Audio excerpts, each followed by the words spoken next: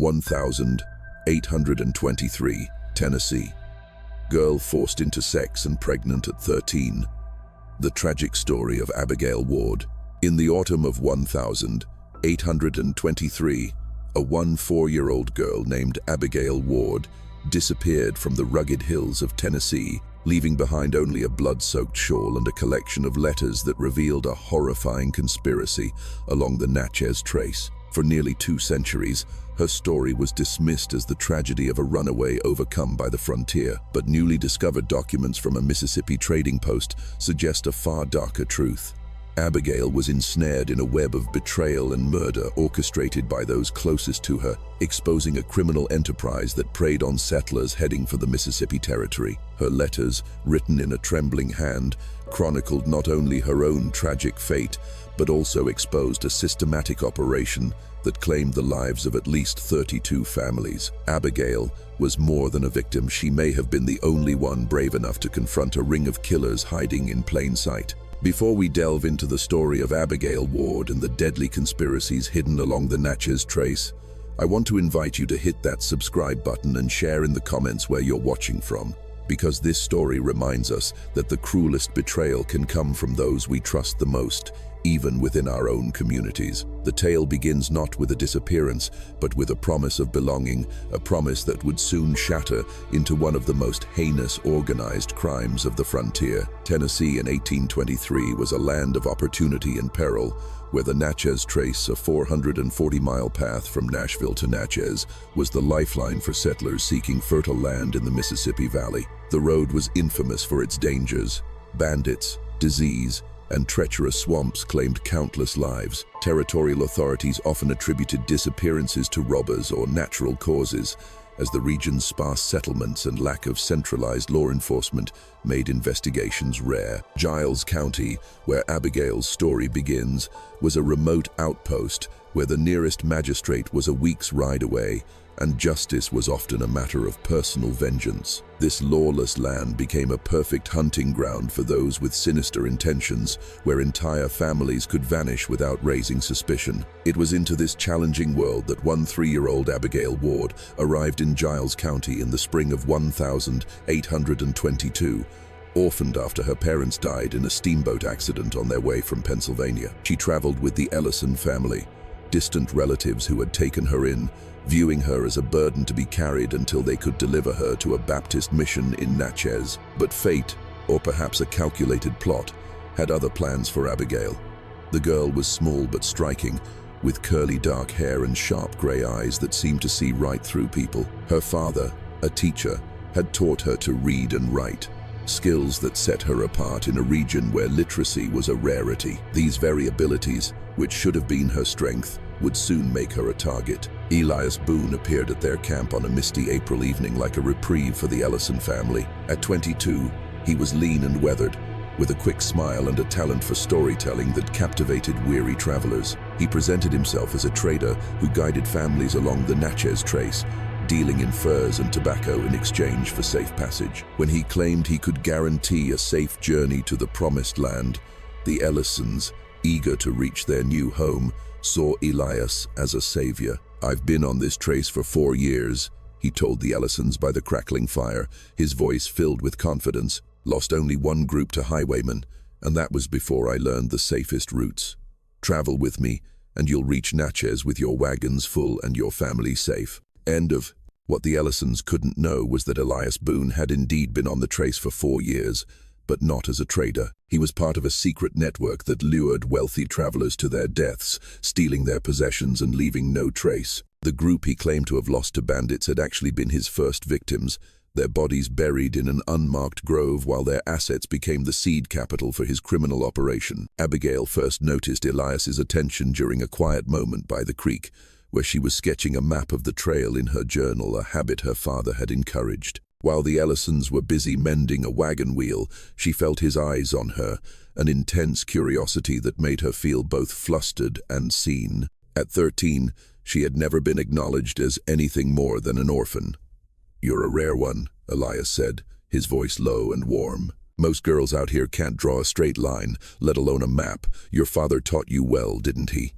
Abigail blushed, unaccustomed to praise. "He said a good map could save a life," she replied. Elias's smile widened. He was right.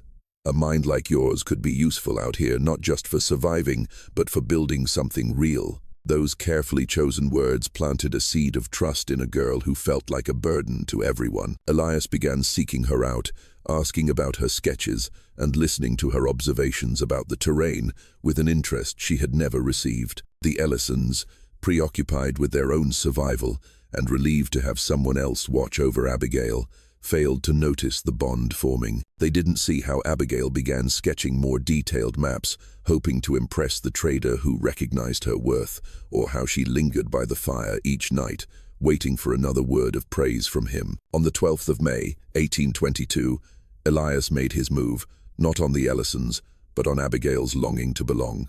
He found her sitting alone by the creek, adding details to the map in her journal. "I've been thinking a lot," he began, sitting beside her on a mossy rock.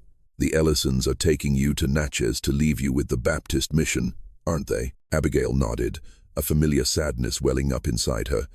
She knew it was the inevitable end of the journey. "That's no place for someone with your talents," Elias continued, his voice dropping with sincerity. "They'll teach you to sow and pray, bury that mind of yours under chores. You'll end up the wife of some carpenter who will never understand the value of the maps you draw." "I have nowhere else to go," Abigail answered, her voice a whisper. "I have no one." Elias was silent for a moment, his gaze distant. Then he turned to her, and his next words sealed her fate. "You could come with me." The offer that followed was a dream, a lonely one 3-year-old girl never dared to imagine. Elias painted a vision of a life of partnership where her skills would be at the heart of a successful trading post. She would keep the ledgers, map new routes, and help him build the most respected enterprise on the trace. Together, they would create a life of purpose, not of wandering but of building a future. "I know you're young," he said, touching her hand gently, "but the frontier demands maturity, and you already have a wisdom many older women lack. I will care for you, protect you, and together we will make something of real value." What Abigail couldn't see in the fading light was the ruthless calculation behind Elias's promises. He had been observing her, not with admiration, but with the cold eye of a predator. Her map-making skills were an invaluable tool. Her orphan status meant she had no one to protect her, and her desperate need for validation made her an easy target for manipulation. Most of all, her meticulous record-keeping could serve a perfect purpose for his network, creating a detailed profile of the wealthiest travelers, helping him and his cohorts plan their ambushes with deadly precision. The wedding took place a week later, in a hasty ceremony performed by a traveling minister, whom Elias claimed was an old friend. The Ellisons, relieved to be free of the burden of caring for Abigail without having to travel all the way to Natchez, readily gave their blessing. They even offered a small sack of flour and a blanket as a wedding gift, completely unaware they were helping to create the cover for a deadly scheme. As Abigail Ward became Abigail Boone on that warm May afternoon, she believed she had finally found her place in the world. By winter, she would be pregnant. By spring, she would begin to suspect the truth about the husband she admired. And by summer, she would be dead, but not before leaving behind the evidence that would expose one of the most brutal murder conspiracies on the Natchez Trace. The nightmare was just beginning. The first winter of Abigail's marriage passed in a quietness she would later describe in her letters as a calm before the storm. Elias had built them a small but sturdy cabin deep in the woods, about a mile off the Natchez Trace. This isolation, he claimed, was ideal for their trading business, close enough to access travelers, yet hidden from prying eyes. Abigail threw herself into her role, carefully logging transactions, weather patterns, and detailed descriptions of the travelers who passed in her journal. Elias always praised her precision. "These records of yours are worth more than gold," he'd say, reviewing her pages by the firelight. "They'll make us rich when the spring caravans arrive. We'll know who needs help, who has valuable goods to trade, and who to avoid." It was during those quiet winter days that Abigail fell completely under Elias's spell. He was a master storyteller, weaving tales of eastern cities and seafaring ships he claimed to have seen on previous trading journeys. He encouraged her to continue her map-making, bringing her rare scraps of parchment and quills from his trading trips. For a girl who had once believed her mind was useless, This validation was a dream. The pregnancy began late in the winter, and Abigail's hope for a real family took root. At 14, she craved the stability she had never known, and Elias appeared to be a devoted husband. He hunted to bring her the best cuts of meat, repaired the cabin roof against drafts, and spent hours talking to their unborn child. But as the snow melted and the trails began to fill again, small things started to trouble her. Elias would disappear for days, claiming to meet other traders or scout new trading routes. But he never let her accompany him, even though her maps would have been invaluable. When he returned, he often brought strange goods, silverware, fine fabrics, even a gold locket he said he'd gotten in a trade. His explanations were always vague. Got lucky with a hurried merchant, he might say, or a good deal with a Choctaw hunter. The items didn't fit the profile of a simple fur trader, but Abigail, wrapped in her happiness and trust, pushed her budding suspicions away. The first family arrived at their cabin in March 1823, just as the spring rains made the trace possible. The Morgans were a wealthy couple from Virginia with 2 sons, traveling in a wagon laden with goods and clearly carrying money. They were exactly the kind of travelers Elias had described to Abigail as ideal customers, those with the means for good trades but without a large, protective escort. Abigail was eager to put her record-keeping skills to real business use, but Elias's behavior during the Morgans' stay struck her as odd. He spent hours in private conversation with Mr. Morgan, asking probing questions about his assets, his connections in Natchez, and exactly what he was carrying. He insisted Abigail remain in the cabin, saying her pregnancy made her too delicate for business dealings. "I just want to keep you safe," he said when she questioned him. Strangers on this road aren't always to be trusted. The explanation sounded caring, but Abigail couldn't shake a feeling of unease as she watched from a crack in the cabin door as Elias led the Morgans deeper into the woods, his posture tense and determined. When he returned alone 3 days later with their horses and a sack of belongings, he said they had been attacked by bandits. "I barely got away myself," he said. But Abigail noticed fresh scratches on his hands and a coldness in his eyes. "Did they pay?" she asked, her gaze falling on the items he was unpacking. A child's silver flute, a woman's hair brooch, an ivory chess set. "They paid," Elias replied, his tone curt and final. "They paid in full." That night, as Elias slept soundly, Abigail lay awake, listening to the wind whistling through the trees and wondering why the security she had longed for now felt so threatening. In a draft of a letter to a cousin she would never send, she wrote, "Something has changed in Elias since the Morgans left. He is quieter, his eyes always watching. I try to believe it is just fear after the robbery, but a part of me cannot shake the image of his empty eyes when he spoke of them. I pray this is just my own worry, for if the man who promised to protect me is the one I should fear, what am I to do?" It was a question whose answer would soon come to her with brutal clarity. The second family arrived in April, and this time Abigail's unease turned into real terror. The Hendersons were prosperous merchants from Nashville, traveling with a sturdy wagon full of valuable goods and an iron box that Mr. Henderson never let out of his sight. They had sought out Elias after hearing he was an honest trader, a reputation that had clearly been deliberately seeded along the trail. But from the moment the Hendersons made camp near their cabin, Elias's behavior became frighteningly secretive. He forbade Abigail from leaving the cabin, claiming the smell of their cooking might trigger her pregnancy sickness. When she insisted she was fine, he gripped her arm, his voice like ice. "You will stay put, Abigail. No questions. This is men's business, and you are too fragile to be involved. Your job is to care for yourself and trust me." That cruel tone, so alien from the husband who had once been gentle with her, silenced Abigail with fear. But fear didn't stop her from peering through a crack in the cabin wall as Elias sat with his guests. What she overheard over the next 2 days filled her with a growing dread. Elias was asking the same questions he had asked the Morgans, but with an alarming urgency. He wanted to know the details of the goods they carried, where they planned to sell them, and most importantly, whether any business partners in Nashville were expecting news of their journey. "We're hoping to start a new shop in Natchez," Mr. Henderson explained during their evening meal, his voice carrying clearly into the cabin. "This is our entire life savings, so we have to make it." "A bold move," Elias replied, and even through the wooden wall, Abigail could sense the hollowness in his voice.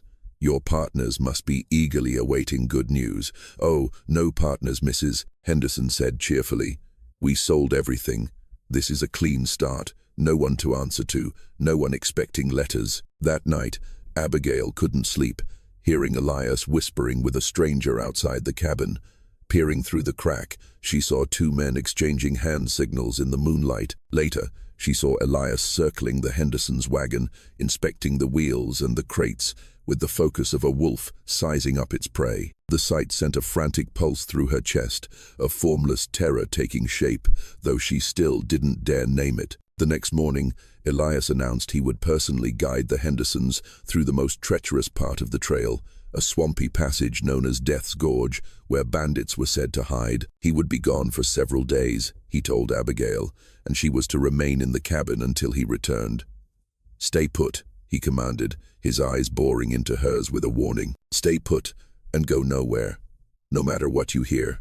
Abigail nodded, too afraid to argue, but as she watched Elias lead the Hendersons' heavy wagon down the dark trail, a cold premonition washed over her. She spent the day in the cabin, her heart pounding with every rustle of leaves or snap of a twig. Late in the afternoon, she heard a single, muffled scream, cut short, followed by one gunshot, its sound swallowed by the dense woods. Then silence, a heavy, oppressive silence that was more terrifying than any noise.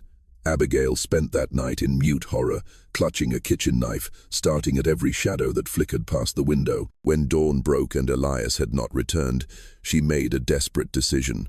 She had to know what had happened. She would follow the trail toward Death's Gorge, just far enough to look for a sign. The trail was easy to follow, the Hendersons' wheel ruts cut deep into the mud. But just a mile from the cabin, Abigail found something that stopped her cold. Half hidden behind a thicket of cane was a clearing that was clearly used regularly. There were the ashes of multiple fires, pieces of cut rope scattered on the ground, and most horribly, strewn personal items, the silver flute she recognized from the Morgan boy, a torn piece of fabric from Mrs. Henderson's shawl, and a distinctive brass button from Mr. Morgan's coat. But it was what she found hidden under a loose floorboard in a nearby abandoned shack that utterly destroyed her world.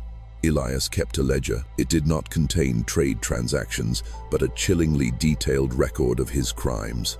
Page after page listed families, their estimated assets, and the method of their murder. The Morgans, ambush, faked robbery. The Hendersons, poisoned water supply.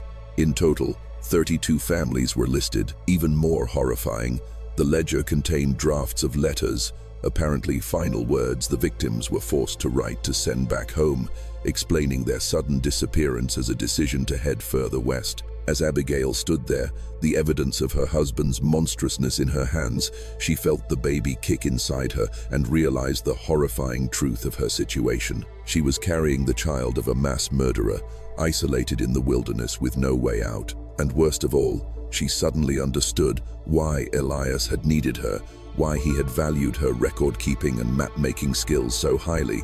She was not his partner, she was his tool. Her detailed notes on travelers, safe routes, and their assets were his target list. Abigail Boone was not a trader's wife. She was the record keeper for a network of killers, and she knew her time was running out before she became the next entry. The sound of footsteps on the trail told her that her time was up. Abigail scrambled to hide the ledger and fled back to the cabin just as Elias emerged from the woods, leading the Hendersons' horses, but not their owners. His clothes were muddy and torn, but he carried himself with a terrifying calm. "Abigail," he said, his tone flat when he saw her outside. "I told you to stay in the cabin. I heard a shot," she replied, her voice trembling. "I was worried." "Where are the Hendersons?" Elias's expression didn't change. "Bandits. Just as I warned them. It happened too fast. I was lucky to escape. I had to hide in the swamp all night." The lie was delivered so coldly, Abigail realized how many times he must have told it. Now, she could see the emptiness behind his eyes as he watched her reaction. "How terrible," she whispered. "Did they? Were they?" "It was quick," Elias interrupted, his hand resting on the hilt of the dagger at his hip. "That's a mercy not everyone on this trace gets." As they walked back to the cabin together, Abigail's mind raced with the pieces that now fit together. The luxury items Elias brought back from his trading trips, his prying questions about his guests, assets and connections, his insistence that she stay in the cabin, out of sight, and now, the hidden ledger that proved he was not just a lone bandit, but a systematic murderer, preying on the very people who trusted him. But what terrified her most was the realization that Elias could not be acting alone. The evidence of nighttime meetings and the efficiency of the attacks pointed to a criminal network, and she understood her role in it. A young, educated, pregnant wife was the perfect cover, creating an image of a stable, trustworthy family. Who would suspect a soon-to-be father of masterminding massacres? That evening, as Elias was busy outside, inventorying his new goods from the Hendersons, Abigail made a desperate search. She didn't find the ledger a second time. He had moved it. But tucked deep inside a leather pouch of repair tools, she found something worse, a collection of draft letters in Elias's own hand. They were not accounting books, but a detailed plan. He noted the names of his network members, rendezvous points, and how to divide the spoils. He described how the Morgans were herded into a ravine and shot. He detailed the poison used on the Hendersons, added to their water barrel to look like a sudden illness. But it was the final note, scribbled in the margin of one page, that froze her soul.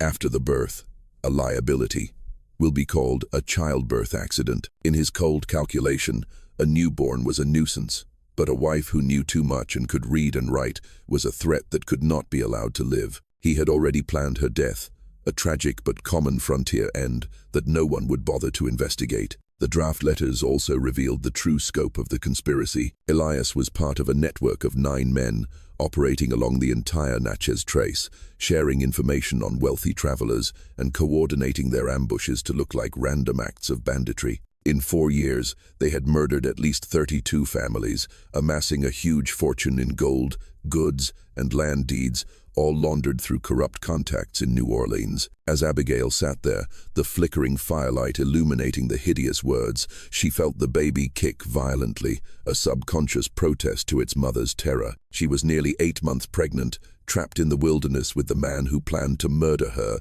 as soon as she served her purpose. And she had no idea how many of those 9 killers were lurking in the surrounding darkness. But perhaps the most horrifying moment came just after, when she looked up and realized she was not alone. Through a chink in the cabin wall, she saw a pair of eyes looking back at her from the edge of the woods. It was not Elias. It was someone else, a shadow that had been standing there, watching her, for who knows how long. Just when we think it can't get any worse, the trap around Abigail tightens. If this story is making you uneasy, share it with others who love dark history. Hit the like button to let us know you want more stories like this, and don't forget to subscribe. Let's find out together what Abigail does when faced with absolute betrayal in the Tennessee wilderness. When Elias returned to the cabin that night, Abigail forced herself to remain calm, though the draft letters were hidden in her sewing pouch. But she noticed him constantly glancing out into the darkness, and she knew he wasn't just being cautious. He was communicating with the shadow she had seen. The net was drawn, and her time to save herself and her unborn child was running out. The next morning, her fears were realized. A third family was approaching their cabin, and from the look in Elias's eyes, Abigail knew their fate was already sealed. The Turner family arrived on a humid June morning, and Abigail knew instantly they were walking into a grave. John Turner was a lawyer from an eastern city, traveling with his wife and their 9-year-old daughter, Emily. Their carriage was finely crafted, and their luggage bespoke a wealth that far exceeded that of the average settler. A flicker of greed lit Elias's eyes as he saw them, but Abigail also noticed something else, a soft cough from the edge of the woods, a signal that Elias answered with a subtle nod. His network was here, ready for what would be their biggest score yet. "Mr. Turner," Elias said, his voice smooth and trustworthy. "It is a blessing you found me. The road ahead is perilous, but I know its every turn. I will see your family to safety, especially with such a young lady present." As the Turner family made camp near the cabin, Abigail felt a wave of desperation. She had spent nights trying to devise an escape, but she was never prepared to sit by and watch another family be led to slaughter. The Turner's daughter, Emily, a curious 9-year-old, was flitting around the camp, chasing butterflies, completely unaware that her life was now measured in hours. Emily reminded Abigail painfully of herself not long ago, bright, inquisitive, and trusting of the world. The little girl had shyly approached Abigail earlier that morning, curious about her pregnant belly. "Are you going to have a baby?" Emily had asked, her voice clear and innocent. "My mama says having a baby is the best thing. You look so young, but so strong." The words were like a knife in Abigail's heart, a bitter reminder of her own stolen innocence. She looked at Emily's bright face and saw herself a year ago, believing Elias's promises of a life of purpose and belonging. The parallel was too much to bear. Throughout the day, Abigail watched Elias weave his deadly web around the Turner family. He showed them the maps she herself had drawn, using them as proof of his expertise, and told fabricated stories of protecting families from bandits. His performance was so perfect that even Abigail, knowing the truth, almost found herself believing him. But she also saw the telltale signs. His trips to check the trail were actually to position his accomplices for the ambush. His questions about Mr. Turner's schedule were not curiosity, but to ensure no one would come looking for them too soon. And his offer to leave at dawn was not to avoid the midday heat, but to strike under the cover of darkness and early morning fog. That evening, as everyone sat around the fire, Abigail knew she had to act. When Mrs. Turner voiced her anxieties about the road ahead, Abigail seized her chance. "I have drawn a few maps of safer passages," Abigail said quietly, intending for only Mrs. Turner to hear. "Perhaps I could show you on Mr. Turner's map to ease your mind." Elias gave her a sharp look, but the request seemed innocent enough. As Abigail spread the map on a flat rock away from the fire, under the moonlight, she whispered urgently into Mrs. Turner's ear, "Pretend to look at the map. Your family's life is in danger." Mrs. Turner flinched, but quickly composed herself as Abigail continued to explain, in clipped sentences, Elias's true nature. At first, disbelief was plain on the woman's face. But when Abigail slipped her a small piece of paper from her sleeve, a page she had carefully copied from Elias's ledger, listing the last two families' Mrs. Turner's skepticism turned to raw terror. "My God," Mrs. Turner breathed, her hand trembling as she looked at the record of murder. "My husband, my child. Why us?" "Because you look wealthy and you are traveling alone," Abigail answered. Her voice rushed. "And because no one is expecting to hear from you soon." "I must tell John," Mrs. Turner whispered, her eyes wide with panic. "No," Abigail said firmly, placing a hand on her arm. "He is not alone. There are others in the woods. If he acts differently, they will move in immediately. We have to do this another way." The plan was formed in that moment, born of fear and a desperate spark of hope. Abigail had spent months unwittingly studying Elias's operation, memorizing the routes, the hinted-at rendezvous points, and the descriptions of his men. She knew their network ran on secrecy and precise timing. If she could disrupt that coordination, she might create a window for the Turners to slip through. "Listen carefully," Abigail whispered. "Elias will take you at dawn, through a place called Death's Gorge. That's where they strike. But tonight, I am going to cause a distraction. When he and his men are occupied, you must take your family and run south along this creek. It leads to an old trading post 10 miles from here. Do not stop for any reason." "What about you?" Mrs. Turner asked. Her eyes filled with pity as she looked down at Abigail's pregnant form. "I am too slow," Abigail said flatly, "but I can keep them busy. It's your only chance." What followed was the most desperate act of defiance of Abigail's short life. She instructed Mrs. Turner to return to the camp and remain silent while she waited for her moment. That night, when the camp was quiet and Elias believed his prey was asleep, Abigail put her plan into motion. She had read Elias's ledger over and over, and she knew their method depended on isolating and overwhelming their victims, but she had also detected a weakness. They were a greedy lot, and nothing sowed discord among thieves faster than the thought of one of them hiding the loot. If she could plant that seed of suspicion, she might turn them on each other, if only for a moment. After midnight, Abigail crept out of the cabin, moving with a silence she had learned over months in the woods. Her pregnant belly made every step an effort, but fear and resolve gave her a fierce energy. First, she made her way to the stash of loot she had discovered days earlier, a small cave filled with goods stolen from previous families. Then came the heart of her plan. Using a small torch, she set fire to the pile of linens and the keg of dry gunpowder. The fire erupted with a roar, consuming the cave and turning it into a blazing beacon on the hillside. Its brilliant orange light illuminated the entire forest, creating a spectacle that could be seen for miles, an unmistakable signal that a treasure hoard was being destroyed. The effect was immediate and exactly as she had calculated. Elias burst from the cabin, followed by two of his accomplices emerging from the shadows, all of them staring at the flames with looks of horror and rage. Who had done this? Was one of their own trying to destroy the evidence and flee? In the chaos and mutual accusation, they didn't notice Abigail was gone. Find out who did this, Elias roared, his fury overriding the sound of the blaze. Find them, but Abigail was already on to the next phase. While Elias and his men scrambled toward the fire, believing their treasure was being destroyed, she slipped back to the Turners' camp. Go now, she whispered, shaking Mrs. Turner awake. South, along the creek. Don't stop. You must come with us, Mr. Turner pleaded as he hastily woke his daughter. But Abigail shook her head. He will realize I am missing first. He will hunt me. That will buy you more time. Now go. The next few minutes were a frantic escape. The Turner family moved as quickly as they could in the darkness. The forest silence broken when little Emily stumbled and cried out. Near the burning fire, her small cry carried. Instantly, Elias's rage shifted. They're running, he bellowed. Split up. No one gets away. What followed was a desperate flight through the night. Abigail, knowing she couldn't run far, used her knowledge of the terrain to misdirect. She made false tracks leading into the swamp, threw a rock to create a noise in the opposite direction, doing everything she could to pull the pursuers away from the Turners' path. But Elias knew this forest as well as she did. He knew her hiding spots. The hunt was ruthless and efficient.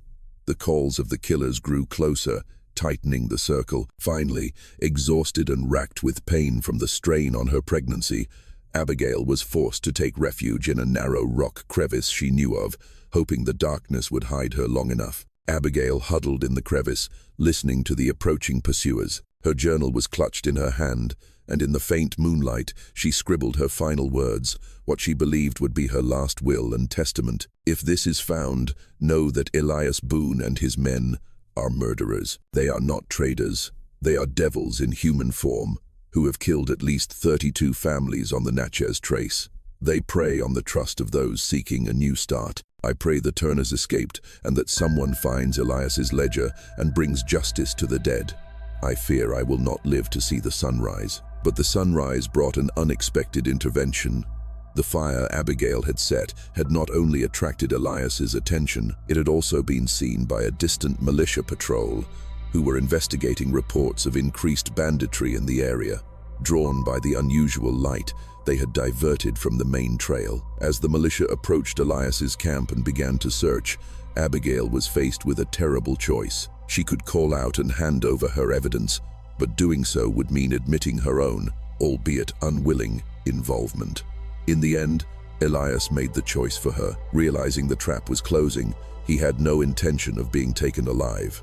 He was determined to silence the one witness who knew all his secrets. As the sound of the militia grew closer, he found Abigail's hiding place. "You've ruined everything," he hissed, his voice a venomous whisper as he cornered her deeper in the crevice, a knife gleaming in his hand.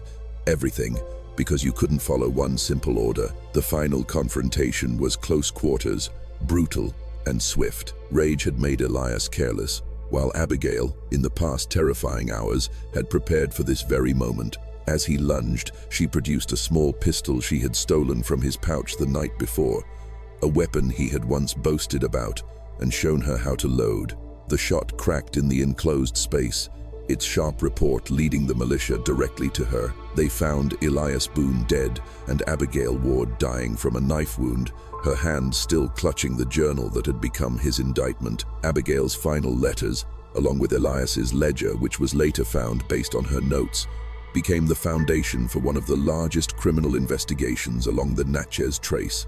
The militia commander, a seasoned veteran who had faced the most brutal of highwaymen, recorded in his report that he had never witnessed a murder conspiracy so coldly and systematically organized.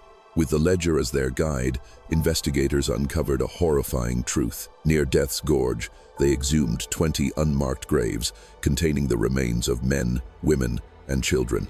The cache of stolen goods found in secret caves was valued at tens of thousands of dollars, a fortune built on the blood of families who had misplaced their trust. But it was Elias's ledger that was perhaps the most shocking revelation, laying bare the entire operation of the network. Each family was a detailed entry, assets carried, vulnerabilities, and the chosen method of disposal. The ledger showed a chillingly efficient killing machine, with routes planned to avoid patrols, rendezvous points to exchange information, and a system for funneling stolen goods into the black market in New Orleans. The testimony of Mr. and Mrs. Turner, delivered at a special tribunal in Natchez, became the talk of the territory. They recounted the story of a young, pregnant girl who had sacrificed herself to save them, using the very tools her tormentor had given her to turn against him. Their testimony, emotional and detailed, silenced the courtroom, and when Mrs. Turner recounted Abigail's last words to her,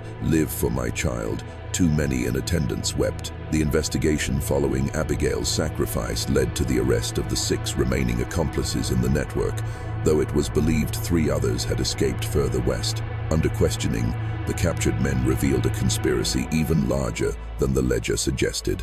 The network had been operating for nearly 5 years, preying on families not just in Tennessee but also in Alabama and Mississippi, constantly changing their methods to avoid detection. The true number of victims was likely over 40 families, hundreds of lives erased from the frontier. Their methods were varied, poisoning water sources, staging fake carriage accidents, and orchestrating bandit ambushes, sometimes framing local Choctaw tribes to throw off suspicion. Bodies were often buried in mass graves or thrown into the Mississippi River, while their possessions were funneled to New Orleans. The trial that followed was a sensation across the South.